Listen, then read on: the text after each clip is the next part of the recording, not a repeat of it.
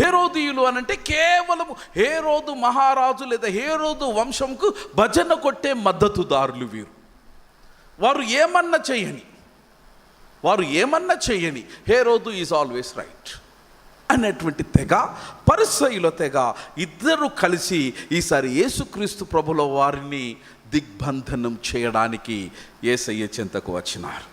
వచ్చేసి చాలా చక్కగా వారు యేసుక్రీస్తు ప్రభుల వారిని అడిగినారు, అయ్యా నువ్వు నేను ఒకటే, నీది యెరూషలేమే చెప్పరు, నాది యెరూషలేమే, కనుక నీ రక్తం నా రక్తం ఒకటే.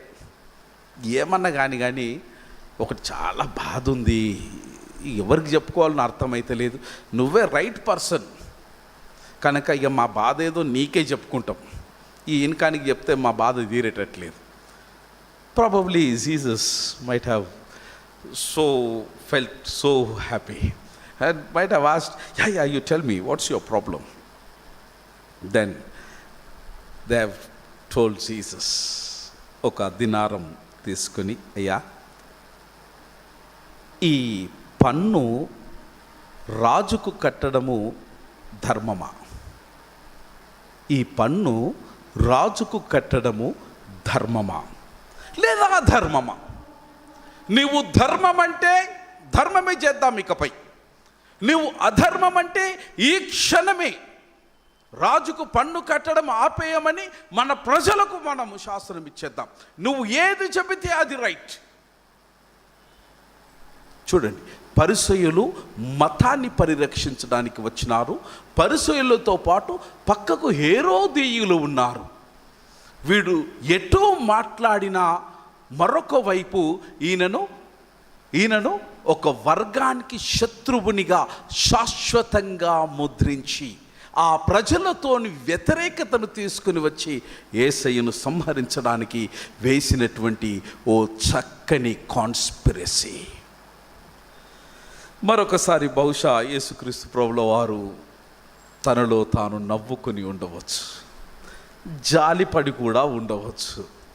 వెంటనే యేసు ప్రభుల వారు అన్నారు అంటే, నిజమే, అరే ఈ తలంపు ఎందుకు రాలే నాకు, 33.5 ఏళ్ళ నుంచి నేను కూడా ట్యాక్స్ కడుతున్నా, ఈ తలంపు ఎందుకు రాలే అని వారు ఆలోచన చేసి ఉండొచ్చు. యేసుక్రీస్తు ప్రభుల వారు చాలా చాకచక్యంగా, చూడండి, చాలా చాకచక్యంగా భగవంతుని యొక్క జ్ఞానాన్ని, ఆత్మ యొక్క అనుగ్రహాన్ని పొందినటువంటి వారుగా సమస్యల వలయములో ఉన్నప్పుడు చిత్తశుద్ధితో దేవుని యొక్క సహాయము కోరేటువంటి మానవ రూపిగా, మనుష్య కుమారునిగా తడబడకుండా, ఉద్వేగానికి భావోద్వేగానికి తావు ఇవ్వకుండా ఒకే వైపు తన యొక్క నిర్ణయాన్ని తీసుకుని ఒక ప్రజలను మెప్పించి మరొక ప్రజలకు ఆయన వ్యతిరేకిగా కాకుండా ఉండడానికి చాలా జాగ్రత్తగా ఆయన జవాబునిచ్చినాడు. ఒకవేళ నిజమే పన్ను కట్టడము పాపము కాదు అనంటే అప్పటి వరకు 3.5 సంవత్సరాలు యూదులు ఈయనను మెస్సయాగా భావిస్తున్నారు కనుక రోమా అధికారానికి దన్నుగా నిలిచినటువంటి వాడు దైవద్రోహి అని ముద్రించి యూదులే ఈయన మీద వ్యతిరేకంగా తిరుగుబాటు చేస్తారు. ఒకవేళ పన్ను కట్టడము మహాఘోరము అన్నట్టయితే ప్రక్కనే ఉన్నటువంటి హేరోదు మద్దతుదారులు ఈయన మీద రాజద్రోహము ముద్ర వేస్తారు, అవసరమైతే దేశ బహిష్కరణ చేస్తారు, లేదా ఈయనకు శిరచ్ఛేదనం చేస్తారు. చాలా చాకచక్యంగా యేసుక్రీస్తు ప్రభుల వారు అన్నారు, well, good question, I do really appreciate you. ఎందుకు యూదా ప్రజలు పన్ను కట్టడం మీద ఇంత తీవ్రమైన వ్యతిరేకత ఉంది? ఆలోచన చేయాలి. ఎందుకంటే ప్రభుత్వానికి పన్ను కట్టడం అనేది అది సహజ సిద్ధమైనటువంటి పరిపాలనా విధానం. అది To be obedient to the governance is a part of the faith. Whether it is Jewish, whether it is any faith, even if it is Christianity, Paul also asserts, stating that be obedient to the governance that God has given unto you, in whichever land, whatever land you may live in it. మీకు ఇవ్వబడినటువంటి అధికారానికి మీ యొక్క బాధ్యతాయుతమైనటువంటి ధర్మాన్ని దేశము పట్ల, అధికారం పట్ల, రాష్ట్రం పట్ల, తోటి వారి పట్ల నిర్వర్తించబద్ధుడైన వాడు మాత్రమే నిజాయితీ కలిగిన క్రైస్తవుడు. We are not supposed to run away from the responsibilities. We are not supposed to run away from the responsibilities. ఎప్పుడైతే మనం హక్కుల గురించి మాట్లాడతామో అప్పుడు బాధ్యతల్ని కూడా మరవని పౌరునిగా దేశభక్తిని మనము చూపించవలసినటువంటి అవసరత ఉంది.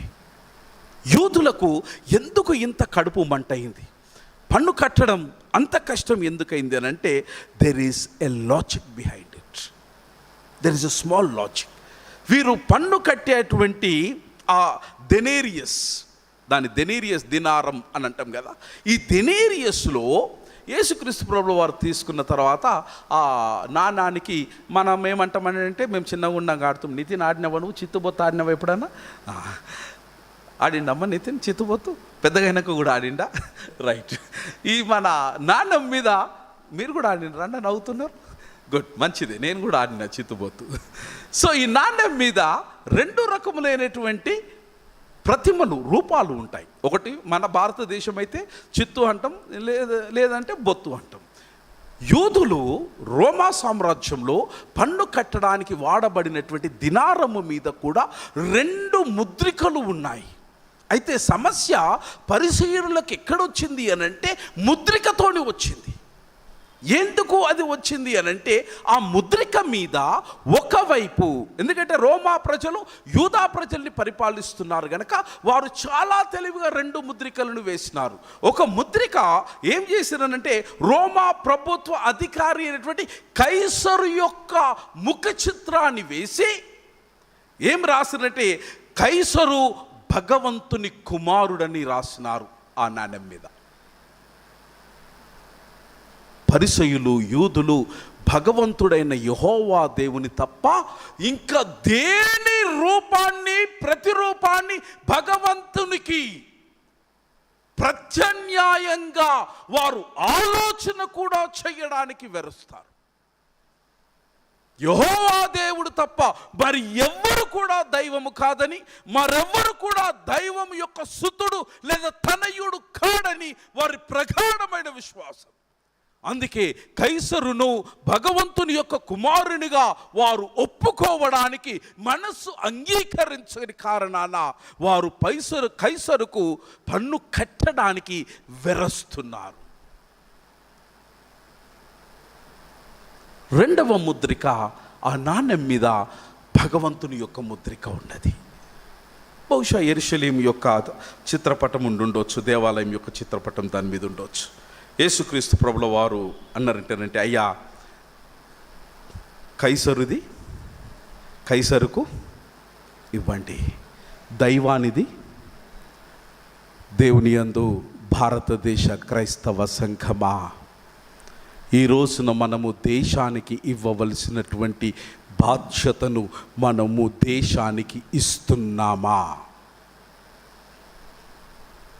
దేశం యొక్క నిర్మాణములో మనదైనటువంటి క్రైస్తవ సంఘముగా, క్రైస్తవ పౌరునిగా, క్రైస్తవ విశ్వాసముగా భారతదేశము యొక్క ప్రతి దినము యొక్క నిర్మాణములో నీ పాత్ర, నా పాత్ర ఎంత వరకు ఉన్నదన్నది నేటి సవాలు. Are we only confining to the church by saying, I belong only to the spirituality, I have nothing to do with anything with the state or whatever it is? బాధ్యతల నుంచి పారిపోతున్నామా?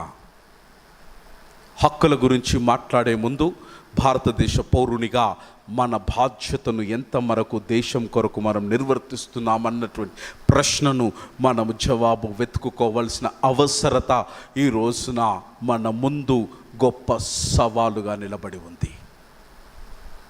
సెకండ్లీ, భగవంతునికి ఇవ్వాల్సింది భగవంతునికి ఇవ్వాలి.